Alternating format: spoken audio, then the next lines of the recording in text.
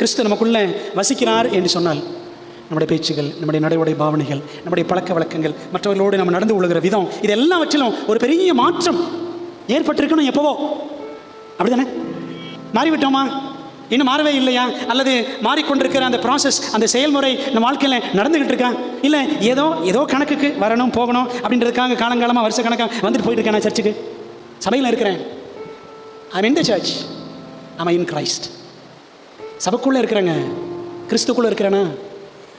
சபைக்குள்ளே இருக்கனால ரட்சிப்பு கிடையாது. யாருக்குள்ளே இருக்கணும்? கிறிஸ்துவுக்குள்ளே இருக்கணும். ஆக பிரியமான தேவ பிள்ளைகளே, இந்த மனதில் பதிப்போம். நம்முடைய கர்த்தராகிய இயேசு கிறிஸ்து சாபத்தை ஆசீர்வாதமாக மாற்றி இருக்கிறார். ஆகவே நீங்களும் நான் இந்த உலகத்தில் ஆசீர்வாதமாய் விளங்க வேண்டும் என்பதற்காகத்தான் நம்மை அழைத்திருக்கிறார், நம்மை அபிஷேகித்திருக்கிறார், நமக்குள் அவர் வாசம் பண்ணுகிறார். இந்த உணர்வோம், ஒப்படைப்போம். தேவன் தம்முடைய ஆவியினால் நிரப்பி நம்மை நடத்துவாராக.